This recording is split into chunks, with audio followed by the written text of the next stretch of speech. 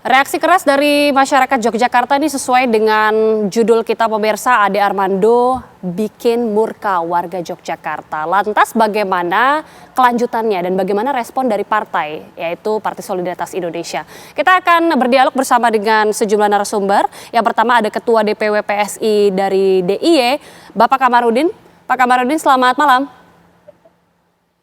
Dan juga sambil kita masih menunggu, bergabung juga yaitu selaku pelapor Bapak Prihadi Beni dari Koordinator Aliansi Masyarakat Jogja Istimewa. Pak Beni, selamat malam. Selamat malam Mbak Gita. Oke, dan juga bergabung langsung di studio TV One sudah ada pakar hukum pidana kita, Mas Heri Firmansyah. Mas Heri, selamat malam. Selamat malam, Mbak. Oke, saya terlebih dahulu ke Pak Beni ya selaku pelapor. Jadi sejauh ini sudah sampai mana pelaporan ini dan persisnya seperti apa dilaporkannya, atas dasar apa dan bagaimana prosesnya sejauh ini? Jadi kami melihat ada indikasi Ade Armando ini melakukan provokasi ke mahasiswa untuk mempermasalahkan keistimewaan Yogyakarta yang sudah diakui oleh undang-undang, gitu ya. Sehingga tentu ini menjadi satu masalah. Sementara bagi kami sebagai masyarakat Jogja sendiri tidak pernah mempermasalahkan status kami, pemerintahan kami yang memang dari awal adalah kerajaan. Dan kemudian bergabung di Indonesia menjadi daerah istimewa Yogyakarta. Oke, dan sejauh ini artinya Ade Armando ini dilaporkan atas ujaran kebencian, betul Pak? Iya, ujaran kebencian pasal 28 ayat 2 dan pasal 27 ayat 3 Undang-Undang ITE. Oke, kita tahu Pak, sebelumnya juga Ade Armando sudah mengemukakan atau membuat pernyataan maaf, bahkan baru-baru ini juga dari Partai Solidaritas Indonesia juga sempat sowan begitu ya, langsung untuk meminta maaf. Bagaimana respon dari pelapor mengenai hal ini? Ya, untuk permintaan maaf ya diterima, namun kan proses ini tetap harus jalan. Apalagi kami melihat ada indikasi permintaan maaf itu tidak tulus karena terbukti dengan adanya WhatsApp yang beredar dari Ade Armando terkait Jogja yang tentu ini akan kami tindak lanjuti dengan proses hukum. WhatsApp seperti apa Pak? Boleh diperjelas maksud WhatsApp-nya berbentuk seperti apa? Mungkin saya bacakan ada WhatsApp tentang yang dihadapi Ade Armando ini adalah kaum biadab, gitu ya. Sehingga kami warga Jogja tentu merasa tersinggung dianggap sebagai kaum biadab. Ini WhatsApp beredar di mana? Apakah ini memang terbukti dari Ade Armando sendiri yang menyebarkan WhatsApp tersebut atau ini beredar tanpa diketahui sumbernya, Pak? Iya, jadi WhatsApp itu sumbernya valid dari teman kami yang satu grup dengan Ade Armando. Oke, baik. Kita selanjutnya ke Mas Heri. Mas Heri, ini kan jelas ya bahwa dari aliansi sendiri ini akan melaporkan Ade Armando ini dari ujaran kebencian. Apakah ini memang bisa masuk dan bisa berujung pidana, betul? Ya, perlu kita ingatkan dulu ya, pelaporan terhadap yang bersangkutan kan bukan sekali ini saja. Sudah berkali-kali dan sampai sejauh ini belum ada yang sampai naik ke proses hukum sampai ke persidangan. Terkait dengan apa yang disampaikan oleh teman-teman di Jogja, kita bisa pahami bahwa bicara tentang politik dinasti ini kan kita bicara tentang dampaknya apa bagi pemerintahan Jogja itu sendiri ya. Karena kalau kita lihat akibat dari perkataan ini memiliki muatan positif atau negatif itu terlebih dahulu. Untuk mengatakan ini sebagai perbuatan pidana, biasanya lebih kepada kita melihat dari segi filsafat bahasanya dulu. Ada istilahnya ilokusi, perlokusi, dan juga lokusi. Lokusi itu bicara tentang niatnya ketika menyampaikan bahasa tersebut untuk dikomunikasikan. Kemudian yang kedua adalah bicara tentang katakanlah apa yang dibicarakan itu menjadi respon dari mereka yang mendengar. Nah, respon tadi itu kan bisa positif, bisa negatif. Nah, sehingga kita akan kembali juga bahwa perkataan dari politik dinasti itu muatannya negatif atau positif. Sejauh ini yang kita pahami itu kan politik yang dianggap adalah suatu regenerasi berkaitan dengan keturunan yang untuk menguasai suatu katakanlah tatanan politik gitu ya. Nah ini kan kalau saya memandangnya dari sudut pandang ini tidak suatu hal yang positif begitu ya, suatu hal yang sifatnya negatif. Dari undang-undang sendiri kan memang sudah mengatur ya bahwa ini adalah daerah istimewa. Ya. Betul, secara undang-undangnya sebenarnya sudah ada. Nah, yang juga tidak disampaikan secara utuh oleh yang bersangkutan adalah bahwa ketika bicara politik dinasti sekalipun, kalau memang itu dimaknai demikian oleh yang bersangkutan, itu kan ketentuannya bukan lagi diatur dalam undang-undang, Mbak Alika, tapi lebih kepada Undang-Undang Dasar 1945. Ketentuan dalam bab 6 pemerintahan daerah terkait dengan pasal 18B itu menyatakan negara mengakui kok yang namanya keistimewaan dalam satu pemerintahan daerah tadi. Maka sekali lagi tidak ada yang salah. Nah, ketika kita kaitkan dengan kasus ini sendiri, pernyataan dari yang bersangkutan ini kan muncul ketika ada demo mahasiswa kalau saya tidak salah ya, kaitan dengan politik dinasti. Kalau sampai ada demo yang turun ke sana berkaitan dengan isu tadi, berarti itu hal yang tidak baik. Negatif berarti. Nah, mengapa kemudian hal itu kemudian dikaitkan dengan pemerintahan di Yogyakarta? Nah, ini yang menurut saya mendasari alasan dari teman-teman di Yogyakarta merasa bahwa yang disampaikan tadi itu tendensinya adalah penghasutan, memecah belah. Karena kalau saya tidak salah mencatat, bukan hanya pelaporan ini menggunakan Undang-Undang ITE ya, tapi juga ada KUHP di sana, ada pasal 309, 390 dan juga ada pasal 160 yang digunakan dalam konteks ini. Nah, sekali lagi ini kemudian jadi bagian dari kerja penyidikan. Apakah kemudian penyidik berani untuk meneruskan kasus ini berdasarkan bukti yang ada tentunya. Karena sekali lagi tadi di awal saya sudah sampaikan beberapa kali laporan terhadap yang bersangkutan kan selama ini tidak pernah. Kita akan tunggu bagaimana kemudian prosesnya. Tapi yang seperti dikatakan oleh Mas Heri, Ade Armando ini memang dari pelapor sendiri ada tendensi negatif dari pernyataan dari Ade Armando. Kita akan mengetahui juga bagaimana respon dari partai. Sudah bergabung bersama kami secara virtual Ketua DPW PSI DIY, Mas Kamarudin. Mas Kamarudin sudah bergabung bersama kami? Ya, siap Mbak, sudah. Ya, Mas, ini kan Ade Armando ini sudah dilaporkan ya. Ini sudah ada Pak Beni juga selaku pelapor. Jadi respon dari partai seperti apa atas pelaporan ini? Ya, kami kan kalau memang ada melapor terkait dengan masalah atau terkait dengan pernyataan Ade Armando, itu kan kewenangan pihak kepolisian. Dan pelapor juga kan diberikan kewenangan juga. Ya, setiap warga negara itu mempunyai hak juga apabila ada dugaan-dugaan yang terkait dengan pelanggaran hukum, silahkan menempuh upaya hukum. Ya, kami dari DPW PSI DIY ya pada prinsipnya menghargai dan menghormati ya terkait dengan keistimewaan DIY yang itu adalah perintah konstitusi ya pasal 18 Undang-Undang Dasar 45 kemudian diijawantahkan dengan undang-undang keistimewaan ya. Pada prinsipnya ya seperti Aceh, seperti Papua ya, seperti DIY ini memang ya pendelegasian dari konstitusi. Ya, konstitusi kita memberi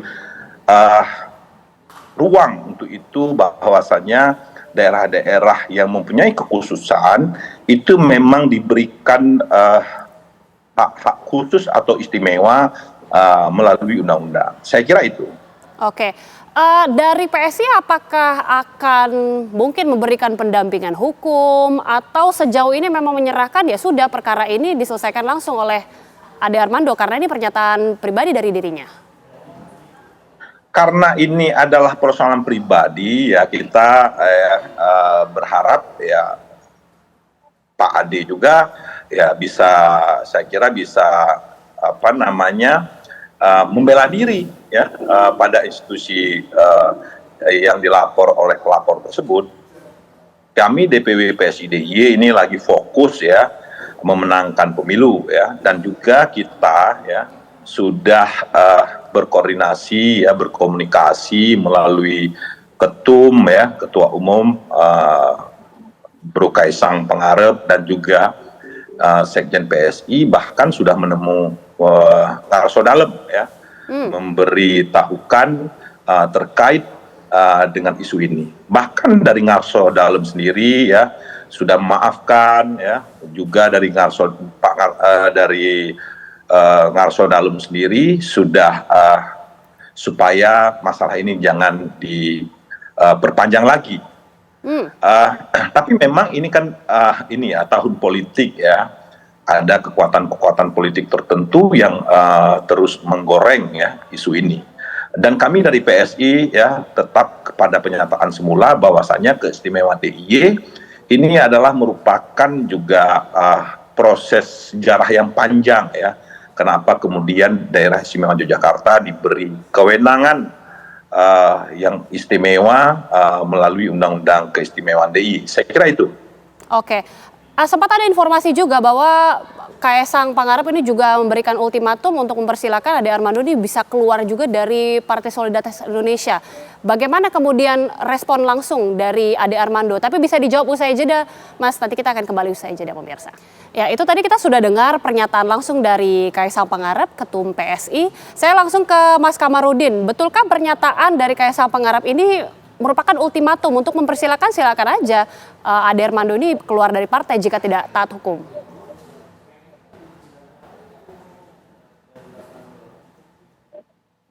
Mas Kamarudin, suaranya masih belum terdengar audionya? Boleh dibuka audionya, Mas? Ya. Ya, oke. Pada prinsipnya PSI ya menghormati ya konstitusi. Pasal 18 huruf B itu jelas menyebutkan bahwa ya, negara itu mengakui ya, dan menghormati satu kesatuan pemerintahan daerah yang bersifat khusus atau istimewa yang diatur lebih lanjut dengan undang-undang. Itu jelas konstitusi. Ya. Pasal 18B ya, amandemen yang keempat. Kemudian ya, terkait dengan DIY ya, DIY ini ada undang-undang khusus ya, daerah Undang-Undang Keistimewaan DIY. Maka oleh karena itu ya, Bro Ketum, Bro Kaisang Pangarep, dia menghimbau kita taat konstitusi. Konstitusi sudah memberikan ya mandat setiap daerah ya, apabila ada ya terkait dengan kewenangan khusus ataupun istimewa, kita harus menghormatinya. Saya kira konteksnya itu sudah benar ya, Bro Kaisang Pangarep ya, Ketua Umum kami menyampaikan hal tersebut. Tidak hanya berlaku ke Ade Armando, semua ya kader partai yang tidak taat pada konstitusi dan Undang-Undang 45 ya harus hengkang dari partai. Tidak hanya saya kira itu berlaku untuk Ade Armando saja, tapi kembali lagi ke Ade Armando tadi, Mas Kamarudin. Jadi sikap partai ke Ade Armando ini seperti apa? Apakah memang betul dipersilakan untuk keluar? Ya, kita apabila Mas Ade Armando tidak taat pada konstitusi dan Undang-Undang 45 silahkan keluar. Saya setuju dengan pernyataan Ketua Umum kami. Oke, baik. Sekarang saya ingin kembali ke pelapor, ke Pak Beni. Pak Beni, tadi kan kalau kata Pak Mas Kamarudin ini sebenarnya sudah ada sowan dari jajaran PSI untuk meminta maaf ke Ngarso Dalem dan bahkan katanya ini sudah dimaafkan. Jadi dari pelapor, dari masyarakat ini, apakah tetap akan memproses hukum? Karena kan sejauh ini sudah ada permintaan maaf dan sudah dimaafkan juga. Apa yang sebenarnya diinginkan dari pelapor ini? Ya. Jadi kalau PSI minta maaf, saya rasa yang bersangkutan mewakili ataupun kuasa dari Ade Armando. Jadi kami melihat termasuk WhatsApp dari Ade Armando sampai hari ini tidak ada permintaan maaf, bahkan tidak menyesali hal itu. Artinya dari pelapor dan mungkin sejumlah masyarakat Jogja ini menginginkan bahwa Ade Armando yang meminta maaf langsung, seperti itu kah? Ya, jadi prinsipnya kami proses hukum ini jalan terus karena pertimbangannya bahwasannya supaya kejadian ini tidak terus berulang dan berulang karena cuitan-cuitan Ade Armando yang pernyataan Ade Armando yang terlihat menyakiti warga Jogja gitu ya. Sehingga tentu ini harus dilakukan efek jera. Oke, baik. Sekarang saya ingin ke Mas Heri. Ini kan kalau kita lihat tampaknya sebenarnya pelaporan ini ujungnya ingin menginginkan Ade Armando ini meminta maaf. Tapi kalau kita sudah dengar, sudah ada sowan dari PSI dan sudah ada penerimaan maaf lah dari Ngarso Dalam sendiri. Ini apakah proses hukum ini akan tetap bisa menjerat Ade Armando dengan serangkaian peristiwa seperti ini? Ya, kalau kita bicara pertanggungjawaban pidana, Mbak Agita, ini lebih kepada individu ya. Jadi tidak bisa diwakilkan. Apalagi permintaan maaf tadi kan jelas diminta untuk kemudian tidak mengulangi lagi. Ini berarti kan sudah ada catatan yang tidak baik juga terhadap yang bersangkutan ya, bahwa dan ini mendekati waktu pemilu, perlu kita ingatkan untuk menjaga kondusivitas. Dan apa yang disampaikan terkait dengan politik dinasti, sekali lagi dampak negatifnya Mbak Gita bukan main-main. Ini seakan-akan bisa menghambat terjadinya clean dan juga good governance. Nah ini kan yang kalau politik dinasti dalam konteks yang negatif tadi, kemudian menghambat orang yang punya kapabilitas untuk kemudian masuk ke ruang-ruang publik untuk menjadi atau menduduki posisi strategis dalam tatanan politik. Nah tentunya ini yang tadi tidak ingin diharapkan ada label, ada cap semacam itu yang kemudian melekat di kota Yogyakarta. Nah maka kalaupun permintaan maaf ini harus dijelaskan dengan baik. Tadi saya katakan filsafat bahasa dalam menyampaikan komunikasi itu kan ada ilokusi, perlokusi tadi kan. Berarti ketika bicara ini niatnya apa menyampaikan itu. Kemudian tanggapan atau respon dari yang menyampaikan apa. Dan perwujudan dari bahasa yang disampaikan itu juga harus jelas. Nah ini kan berarti apa yang sudah terjadi, yang sudah disampaikan oleh Pak Ade Armando harus dijelaskan kepada bukan hanya masyarakat Jogja sekarang, kepada seluruh masyarakat Indonesia. Dan tentunya kita tidak berharap Indonesia akan kemudian mengalami hal yang sama di wilayah yang lain. Ini di wilayah Jogja. Kita harap ini pertama dan terakhir kali. Bagaimana kemudian dengan restoratif justice? Ya, ini yang mungkin akan dikembalikan kepada tujuan dari pelaporan ini ya. Saya nggak tahu, tapi kalau kita kembali kepada budaya Jogja yang mungkin ulas asih lembut ya, ini yang juga dimiliki oleh seluruh wilayah bangsa Indonesia. Saya rasa ini akan jadi titik temu untuk kemudian ada islah atau perdamaian tadi lewat mekanisme hukum adalah restoratif justice. Tapi sekali lagi tentunya jangan sampai ini dianggap sebagai satu hal kecil ya. Karena apa yang disampaikan oleh seseorang itu kan dampaknya besar. Dan tadi mungkin orang memaafkan tapi tidak untuk melupakan, forgive not forget begitu. Nah, ini juga menjadi persoalan yang saya rasa di belahan Indonesia manapun, baik di barat maupun di timur, tidak pernah memperkenankan hal-hal semacam ini. Dan ini jadi hal yang kontraproduktif bagi proses partai politik yang bersangkutan ya, di PSI misalnya. Dan ini kan juga harus jadi concern bagaimana partai politik mendidik untuk katakanlah mereka yang ada di dalam naungan itu juga bisa tadi menunjukkan sikap-sikap yang taat pada hukum, kemudian juga menjunjung tinggi penghargaan dan penghormatan terhadap setiap hak asasi manusia. Apalagi dalam konteks ini sudah ada dalam narasi yang disampaikan dalam Undang-Undang Dasar 1945. Jadi no debate lagi terhadap keistimewaan Yogyakarta. Kalau gitu saya akan langsung tanyakan kepada Mas Kamarudin, berkaitan dengan apa yang sebenarnya diinginkan oleh pelapor tadi sebenarnya sederhana. Pak Ade Armando atau Ade Armando ini meminta maaf langsung, secara tulus begitu. Jadi komunikasi antara Ade Armando dan partai sebenarnya seperti apa? Apakah sudah disampaikan mungkin hal ini bisa memulihkan konflik ini? Jadi ya Bang Ade Armando itu, Mas Ade Armando itu kan hanya caleg PSI ya. Kemudian caleg DKI. Ya. Beliau itu adalah caleg DKI. Ya, tidak lebih daripada itu ya. Tapi kemudian ya kita setelah kita mendapatkan tuntutan ya ataupun aspirasi dari saudara-saudara kami dari Yogyakarta, dari Jogja ke DPW, kami langsung ya menyampaikan aspirasi saudara-saudara kami dari DIY ke DPP untuk meneruskan ke Mas Ade Armando ya. Kami ya sudah diberitahukan bahwa DPP ya sudah mengambil ya langkah-langkah konkret ya.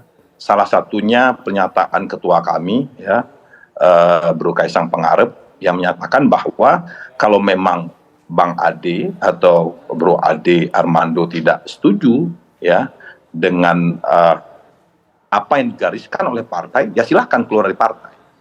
karena beliau ini adalah caleg, ya, caleg yang masuk dalam DCT, daftar calon tetap, ya kita nggak bisa ya menggantikan beliau atau memecat beliau sebagai caleg. Bahkan orang meninggal aja saat ini tidak boleh diganti lagi karena sudah masuk dalam DCT. Dan bahkan beliau yang saya tahu tidak masuk dalam fungsionaris partai. Ya, jadi pada prinsipnya kami ya DPW PSI DIY sudah meminta ya kepada DPP sudah meneruskan aspirasi saudara-saudara kami dari Yogyakarta ke DPP untuk menindaklanjuti permintaan dari warga Yogyakarta. Oke. Saya kira itu karena memang ini adalah tahun politik ya, ini tahun politik ya yang terus digoreng ya. Oke, baik. Juga kita bisa memahaminya ya. Baik, terakhir dari pelapor bagaimana kemudian langkah selanjutnya? Pak Beni? Ya kami menunggu tindak lanjut dari kepolisian. Yang jelas saat ini sudah di BAP, kemudian saksi sudah sedang dalam proses pemanggilan untuk di BAP dan kami menunggu tahapan berikutnya dari terkait pemanggilan saudara AA oleh kepolisian. Baik, kita akan tunggu prosesnya dan mudah-mudahan ada titik temu dari peristiwa ini. Terima kasih sekali lagi Pak Beni, terima kasih juga Mas Kamarudin dan tentunya terima kasih Mas Yoni Firmansyah sudah bergabung bersama kami di Apa Kabar Indonesia Malam.